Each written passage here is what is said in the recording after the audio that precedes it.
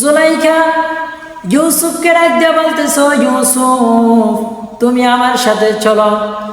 ইউসুফকে জুলাইখা অন্ধকারে এক ঘরের ভিতর নিয়ে গেলেন, যে ঘরের 7টা দরজা ছিল, 7টা দরজা জুলাইখা বড় বড় তালা দিয়ে আটকিয়ে দিলেন। এরপরে ইউসুফ আলাইহিস সালাতু ওয়াস সালামকে ওই কামরার ভিতরে নিয়ে যায়। কামরার ভিতরে নিয়ে যাওয়ার পরে জুলাইখা তার পরিধানের বস্ত্রগুলো খোলা শুরু করলো। ইউসুফ আলাইহিস সালাতু ওয়াস সালাম তার চোখটাকে জমিনের দিকে দিয়ে দিলেন। এবার জুলাইখা আস্তে আস্তে ডাক দিয়ে বলতেছে, হ্যাঁ ইউসুফ আমার দিকে আসো। ইউসুফ ডান দিকে তাকায়, ডান দিকে তাকায় দেখে আমার মাওলা বলতেছে, ও ইউসুফ তুমি এই কাজে কখনো লিপ্ত হইও না। ডান দিকে তাকায়, ডান দিক থেকে দেওয়ালগুলা যেন বলতেছে, ও ইউসুফ তুমি এই কাজে লিপ্ত হইও না। সামনের দিকে তাকায়, সামনের দিকে একই অবস্থা, দেওয়াল থেকে যেন আওয়াজ আসতেছে, ও ইউসুফ তুমি এই খারাপ কাজের ভিতরে লিপ্ত হইও না। পিছনের দিকে তাকায়, পিছনের দিকে তাকিয়ে দেখে একই অবস্থা। আল্লাহ পাক রব্বুল আলামিন ডাক দিয়া বলো, ও ইউসুফ তুমি এই কাজ করো না। ইউসুফ আলাইহিস সালাতু ওয়াস সালামকে জুলাইখা বারবার সামনের দিকে ডাকতেছেন, কিন্তু ইউসুফ আলাইহিস সালাতু ওয়াস সালাম এক কদম করে পিছনের দিকে যাইতেছেন।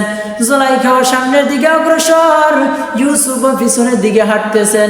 আস্তে আস্তে যখন দরজার কাছে আসলেন, দরজার কাছে আসিয়া ইউসুফ ডাক দিয়ে বলতেছে, ওগো আল্লাহ আপনি ছাড়া আমাকে হেফাজতকারী আর কেউ নাই। এই কথা বলে ইউসুফ দৌড়ে চলে গেলেন। দৌড়ানোর সাথে সাথে আল্লাহ পাক রব্বুল আলামিন তার রহমতের মাধ্যমে 7টা দরজাকে ঠাস ঠাস করে ভেঙে ফেললেন। ভেঙে ফেলার পরে ইউসুফ গিয়া পড়লেন মিশরের মন্ত্রীর সামনে গিয়া পড়লেন। এবারে মিশরের মন্ত্রী যখন ইউসুফকে দেখলেন, দেখার পরে বলতেছে, ইউসুফ তুমি কোথায় থেকে এসেছ? পিছনে তাকে দেখে জুলাইখা। ইউসুফ আলাইহিস সালাতু ওয়াস সালাম কিছু বলার পূর্বে জুলাইখা ডাক দিয়া বলতেছে, ও মন্ত্রী আপনি আমার কথা বিশ্বাস করেননি? বলে হ্যাঁ। জুলাইখা ডাক দিয়া বলে, ইউসুফ আমার সাথে অপকর্ম করার জন্য এই ঘরের ভিতরে এনেছে। এবার ওই মিশরের মন্ত্রী ইউসুফকে নিয়ে গেল বাদশার কাছে। মিশরের বাদশার কাছে নিয়ে যাওয়ার পরে এবার মিশরের বাদশা ডাক দিয়া বলতেছে, ইউসুফ তুমি এই কাজ কেন করো না? ইউসুফ আলাইহিস সালাতু ওয়াস সালাম কোনো জবাব দেয় না, তার জবান যেন বন্ধ হয়ে গেছে। এবার ইউসুফ আলাইহিস সালাতু ওয়াস সালাম ডাক দিয়ে বলতেছে, ওই যে একটা কোলের ভিতরে দুধের বাচ্চা দেখো, যে বাচ্চা এখনো পর্যন্ত কথা বলতে পারে না, হাঁটতেও পারে না, ওই বাচ্চাটাকে জিজ্ঞাসা করো। এই কথা শোনা মাত্র মিশরের বাচ্চা বলে, ওই ইউসুফ তুমি কি পাগল হয়ে গেছো নাকি?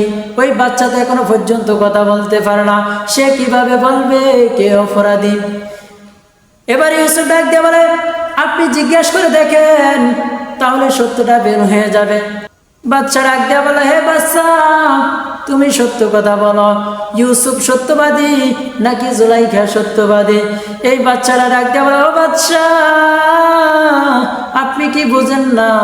এই কথা বলার সাথে সাথে বাদশা সহ ওই রাজপ্রাসাদের সবাই অবাক হয়ে গেলেন। এই বাচ্চাটা কিভাবে কথা বলে এটা দেখে সবাই আশ্চর্য হয়ে গেলেন, সবাই হতাশ হয়ে গেলেন।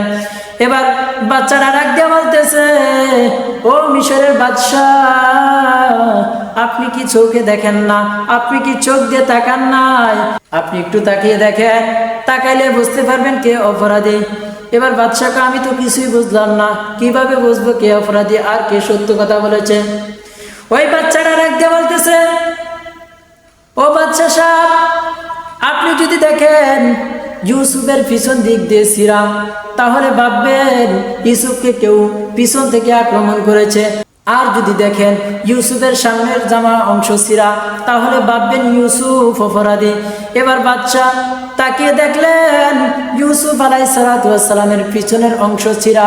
এবার ইউসুফ আলাইহিস সালাতু ওয়াস সালামের এই অবস্থা দেখে বাদশা সাহেব আর বুঝতে বাকি নাই জুলাইখাই একমাত্র অপরাধী।